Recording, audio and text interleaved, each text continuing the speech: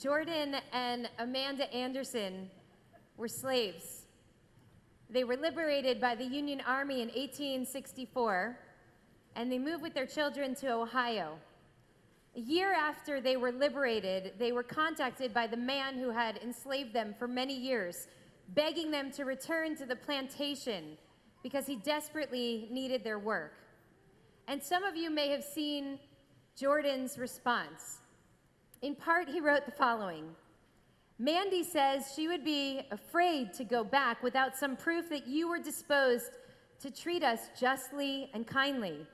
And we've concluded to test your sincerity by asking you to send us our wages for the time we served you. This will make us forget and forgive old scores and rely on your justice and friendship in the future. He said, I served you faithfully for 32 years, and Mandy for 20. At $25 a month for me and $2 a week for Mandy, our earnings would amount to about $11,680. Please add to this the interest for the time our wages have been kept back, and you can deduct what you paid for our clothing, for 3 doctor's visits and pulling a tooth, and the balance will show what we are in justice entitled to. If you fail to pay us for our faithful labors in the past, we can have little faith in your promises for the future. We trust that the good Maker has opened your eyes to the wrongs which you and your fathers have done to me and my fathers, in making us toil for you for generations without recompense. Surely, he wrote, there will be a day of reckoning for those who defraud the laborer of his hire. He closes by saying, please say howdy to George Carter and thank him for taking the pistol from you when you were shooting at me. From your old servant, Jordan Anderson.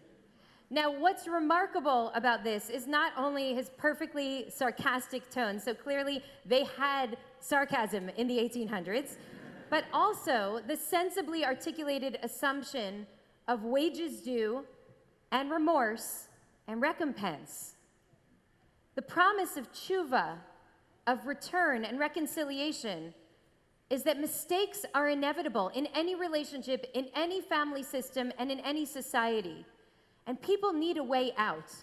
They need an exit strategy so that an offender will not be defined permanently by his villainy, and a victim will have a chance to regain her humanity rather than remain a perpetual victim.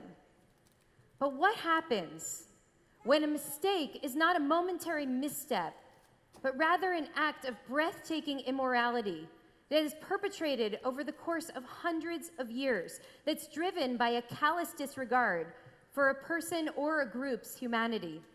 What happens when that mistake is compounded by a national culture of indifference and cruelty, embedded into a legal system, entrenched in everyday reality? How then could we begin to make tshuva, to repair? In the Talmud, there's a dispute between rabbis. What happens if a beautiful house, maybe a beautiful palace, is built on the foundation of Marish HaGazul, a stolen beam? Shammai says you need to tear that house down, retrieve the beam, and give it back to its rightful owner, because you can't build something beautiful on a lie. But Hillel has a different approach. What sense, he asks, does it make to demolish a beautiful palace? Instead, we need to pay the thief. The thief needs to pay for what he stole, considering the full value of the beam now that it rests as the foundation of a beautiful home.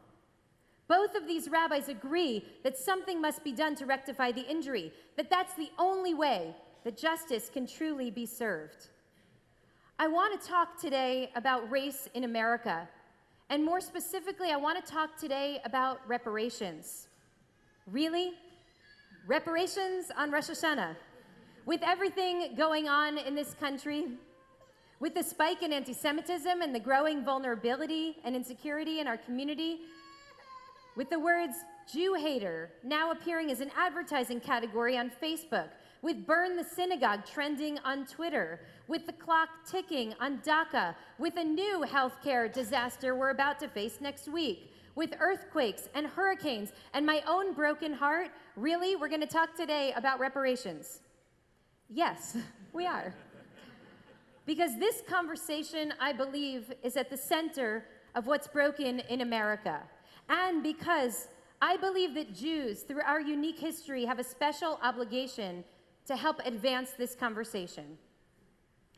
450,000 Africans were abducted and shipped to the United States in the Middle Passage. Why, I wonder, did I not hear the words Middle Passage until college? And even then, not in a course on American history, but in a course on African American history and culture. By the way, about 12 million more Africans were abducted and brought over to the New World. They just didn't land in this country. That slave population of 450,000 eventually grew to 4 million people. And today there are 42 million African American descendants of that 4 million. Now, slavery was abolished 150 years ago, as we know, but the legacy of slavery, of hundreds of years of cruelty and inhumanity, has gone largely unaddressed in our country. And as I've learned from our friend Bishop Barber, who was here with us yesterday celebrating Rosh Hashanah, the last century and a half has been a torturous journey for the African American community, from progress to regress, progress to regress. So a little history for us this morning. After the Civil War, precisely because of the success of Reconstruction, when 14 black men from the South were elected to the House of Representatives, imagine that, when 600 black men were elected to state legislatures across the South, precisely because Reconstruction was so successful, there was a violent backlash, and the KKK and other extremist groups rose to the forefront with a fierce determination to restore white supremacy to the South. In that moment, Jim Crow was born, restricting, controlling, and disenfranchising former slaves, leaving black folks at the mercy of white mobs. Post-Reconstruction, there were more than 4,000 lynchings of African Americans across the South. Each one of them was a searing assault on the black community, the black family, the black sense of personhood. These were public events. They were condoned by public officials. They were witnessed by frolicking picnickers, with folks taking photographs and cutting small pieces of cloth as souvenirs. The murderers acted with almost complete impunity. It happened over many decades and across many states. Jim Crow enforced a system of racial discrimination and segregation in the South. And aside from the whites only and colored only signs that we know about on drinking fountains and bathrooms, on parking spaces and telephone booths, did you know that under Jim Crow it was illegal for black drivers to pass white motorists on the road? At every turn, Isabel Wilkerson writes, there was a reminder to stay in your place in the suffocating, all-encompassing caste system. The civil rights movement in the 1960s, which some of you were involved in, was called by many a second Reconstruction, heralding legal advances toward the end of segregation and the triumph of a moral argument for equality in this country.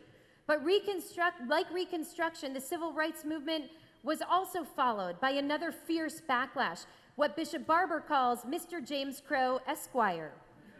This was a cleaned up version of Jim Crow. It preserved all of the supremacy of white people in this country over blacks in nearly all areas of civic and political life.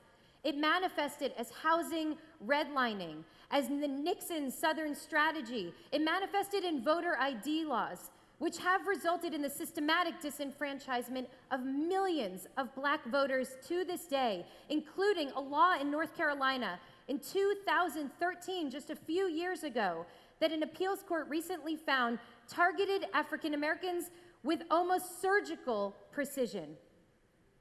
Now, after the election of the first black president of the United States, we are witnessing what many consider to be yet another massive backlash to the advancement of equality for people of color in this country.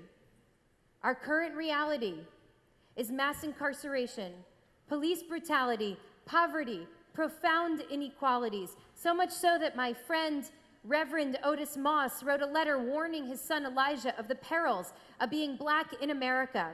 Shall I tell you, he wrote, that your body is of equal value to all citizens?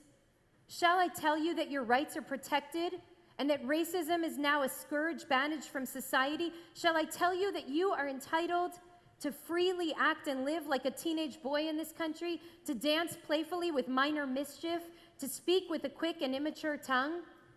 Shall I tell you that your body is safe and your mind is valued and your future is free? If I tell you this, then these words will be a perjury before God and an assault upon the memory of our ancestors. I must share with you a hard truth today, he wrote. The truth is, you are not safe. You do not yet have the right to be a frolicking teenager like other children in our community, for your boisterous actions might be misconstrued by people who refuse to remove the racialized lens from their soul. This is the backdrop to the resurgence of the far right on the public stage, now bolstered by neo-Nazis and white nationalists determined to build a white-only country, empty of Jews and people of color. And they are hell-bent on perpetuating the idolatry of the Confederacy, all while denying the terror, degradation, theft, rape, and murder that is the Confederacy's unresolved legacy. According to biblical law, stolen property itself must be returned to the rightful owner with punitive damages paid. So how can Hillel, knowing that the beam that stands at the heart of the palace is stolen, not insist that the whole house be taken down to return that beam? Hillel's a pragmatist, and he's almost always right. His argument is mishum takanat shavin. We do this for the sake of those who need healing, for the sake of those who need to make things right.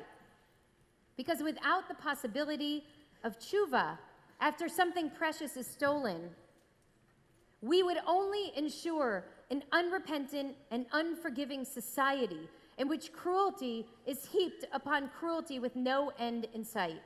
And in this case, strict adherence to biblical principle would disincentivize anybody from ever admitting wrongdoing, ensuring that we all lose.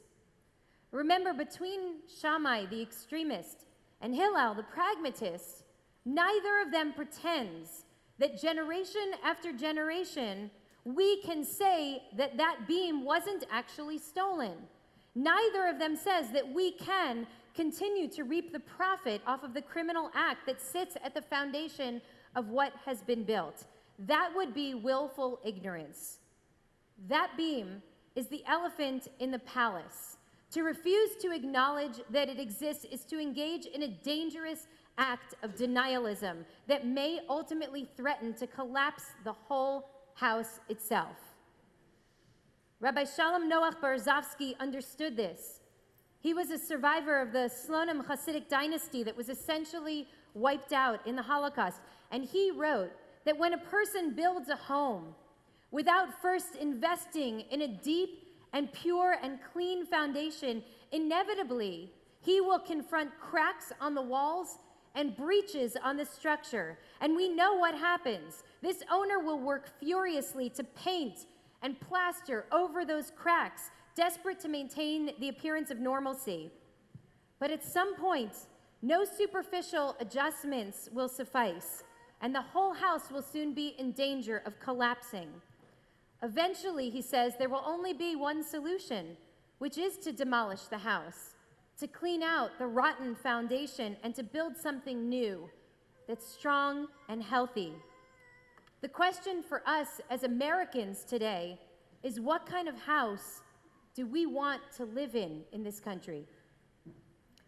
Immediately after the end of World War II, the Jewish Agency demanded reparations and restitutions for the Jewish people from Germany for the mass murder, human suffering, and annihilation of spiritual, intellectual, and creative forces, which they argued were without unparalleled in the history of humankind. The idea of reparations, it's important for us to know, was met with fierce opposition in the Jewish community from across the political spectrum. Many people thought that this was blood money, a cheap way to buy forgiveness for the unforgivable. Many people felt that it was both impossible and unethical, insulting to try to place a price tag on the atrocities that our people suffered. Some people still feel that way to this day. But other people argued that while no amount of money could give back what had been taken from us, we could start to right some of the wrongs through monetary compensation. David Ben-Gurion said that there were really two approaches. One, he said, was the ghetto Jews approach. The other was the approach of an independent people. He said, I don't want to run after a German and spit in his face. I don't want to run after anybody. I want to build here. And those funds, which ultimately came in from Germany, helped to build the infrastructure of Israel's young and struggling economy and provided a foundation for Israel not only to achieve economic viability, but ultimately positioning it so that it could become the economic powerhouse that it is today. That's why Holocaust reparations are seen by many people as a model for reparations to the Black community in the United States. Reparations allowed Israel to purchase crude oil, steel, chemical, industrial, and agricultural products. And decades later, Germany also agreed to compensate individuals for slave and for forced labor. It was a grossly insufficient lump sum payment, but one that signaled moral culpability and a desire to make amends.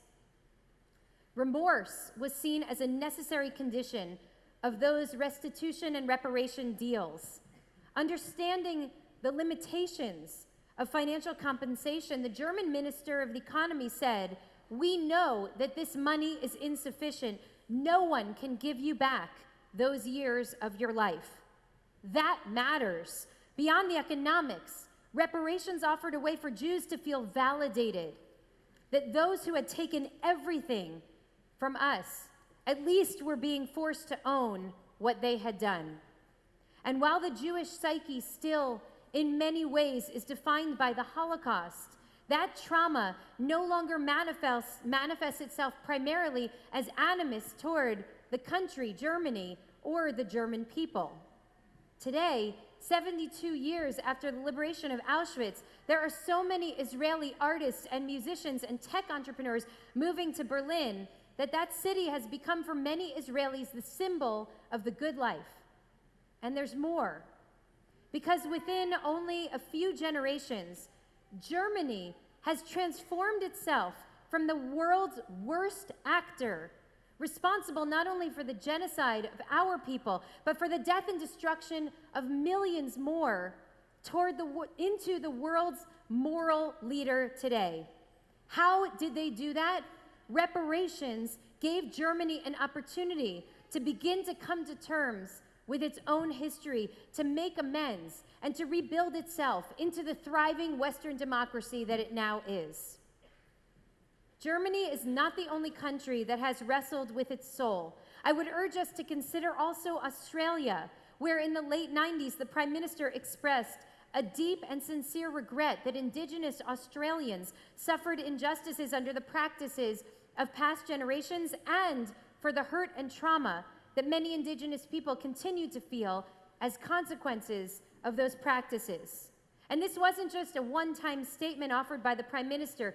Every year since then, on National Sorry Day, Australians commemorate the mistreatment of their Indigenous population. Imagine that.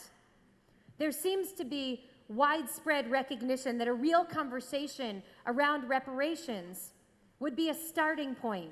It would not only validate past suffering, but also help a society move forward. Even in the First Nation, Native American community, where reparations have not figured prominently into calls for justice, Professor Daniel Wildcat argues that the call for reparations in the Black community would catalyze a national coming to terms with systemic and institutionalized racism in this country. Clearly, Clearly, in America, reparations would be fraught, and there are many legitimate concerns about the effects of reparations, both on the Black community and on the rest of the country. Reparations would not suddenly ensure economic equality or erase generations of trauma, but they would offer some financial redress, and most significantly, they would signal the beginning of a reckoning that our country desperately needs.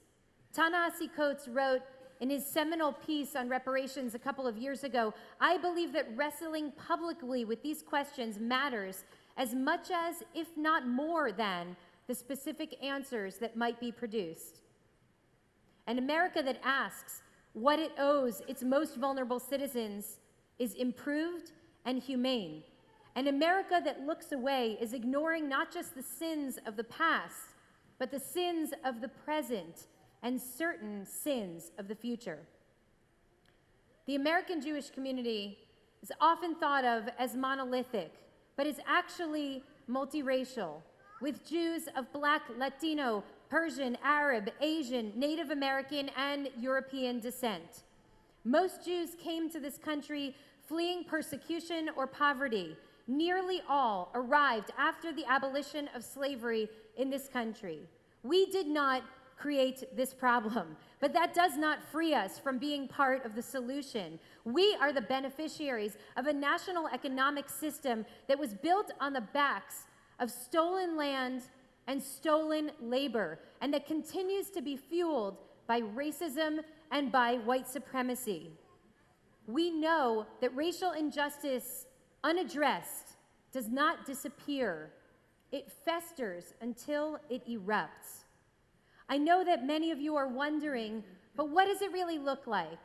How could the United States really distribute reparations to 42 million people? What about Black folks living in America who aren't direct descendants of slaves, but who are still victimized by a racist criminal justice system? What about poor white people? Won't this only exacerbate racial tensions? What about the slippery slope? Are all of a sudden other minority communities, like women and Latinos, going to step up and make similar demands? I acknowledge the challenges, and I don't purport to know exactly what this should look like. But I believe that it reflects a profound lack of righteous imagination to argue that practical difficulties should foreclose the commencement of a long overdue conversation. Maybe it's free tuition for first-generation Black college students, or comprehensive educational support programs for the Black community. Maybe it's student loan debt forgiveness. Maybe it's subsidized home mortgages or business startup funding. There are economists and scholars and even some politicians who have been sounding this call for many, many years. They are far better suited than I am to hash out the practicalities. They should be supported in their efforts to determine the most just and effective way to unfold reparations. There needs to be a congressional commission tasked with formally exploring models and mechanisms for reparation. I am not an economist, and I am not a politician. I am a rabbi. I am a moral leader.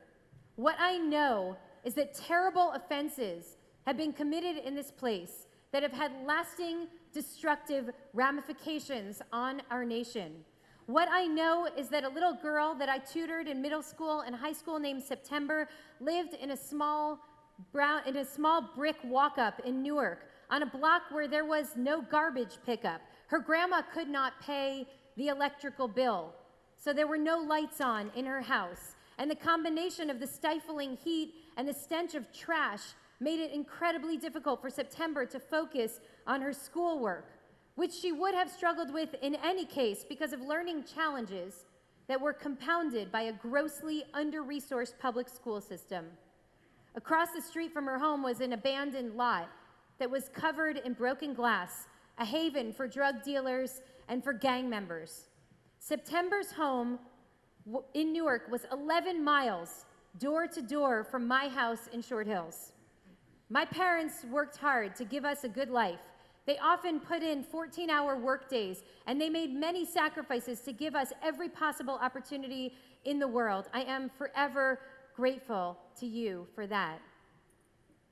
Most importantly, for the love and for the sense of safety that defined my childhood, and also for the great education that your hard work afforded me. And I know that it was due to no merit of my own and no fault of September's that she was born into her lot and I was born into mine. She and so many others like her were neither given a fair share or a fair shot. Chief Justice Roberts famously said, in an argument that's often now used against affirmative action, the way to stop discrimination on the basis of race is to stop discriminating on the basis of race. No doubt, if we could create America from scratch, we would build a society in which neither race, ethnicity, religion, gender, or ability figured into prospects for success. But that is not the reality of America today. And to insist on equality without first ensuring equity is to willfully ignore both history and contemporary reality, to the detriment of those who are most vulnerable. That's why reparations and a national conversation around racial healing would have to coincide with and would have to incorporate significant changes in policy. As our friend Bishop Barber likes to say, it's not just about statues, it's also about statutes. You get that? It's not just about statues, it's also about statutes. Reparations would jumpstart a long overdue conversation in America about what must happen for this great country to realize its great promise to all of its inhabitants. Why am I talking about this today on one of the holiest days of the year for Jews? Because the Black community has been taking the lead in this conversation, as it should. But it strikes me that it is simply immoral to leave the call for reparations to the Black community alone. We are Jews, people of faith, survivors and descendants of survivors of generational trauma.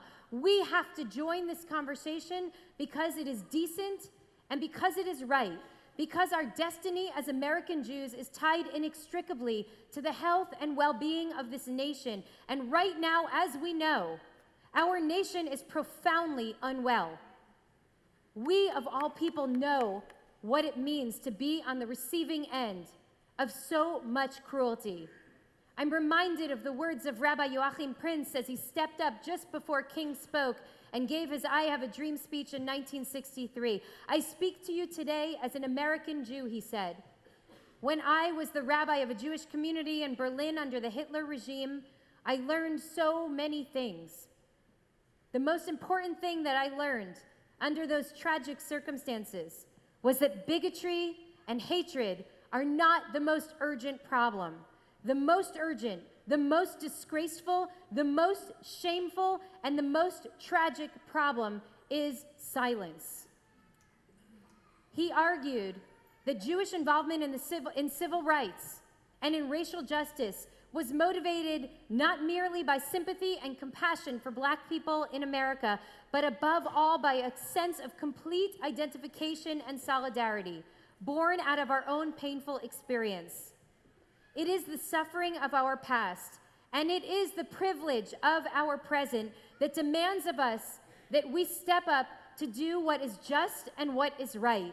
So today, I ask you to join me in insisting that this country, where so many Jews from around the world have found freedom and safety and boundless opportunity, also extend those blessings to all who live here, including and especially those who built this country with their own blood, sweat, and too many tears. What can we do? We can amplify, we can strengthen, we can magnify, we can stand up at town hall meetings and speak as a people who benefited from reparations for our own great collective trauma, about the moral necessity for a national reckoning. We can fight to keep this conversation in the public domain. I know that we're all deeply worried right now about the state of our country.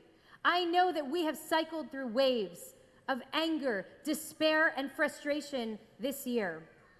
As tensions that have lived for many decades under superficial cover have now surfaced with a vengeance, I wonder, will we have the courage to hear the lessons of our sacred texts and traditions today? I wonder, will we be able to hear the eternal promise of this season, the call to cheshbon hanefesh, to real introspection, to soul examination? Will we trust that it can not only lead to our personal healing, but also to societal improvement? I wonder if we'll have the courage to start this new year asking the uncomfortable question, what am I willing to do about it? Our nation has never contended honestly with its past. The whole point of tshuva is to make it possible for people to move forward, to reconcile, and to begin to heal. We can't always clean the slate.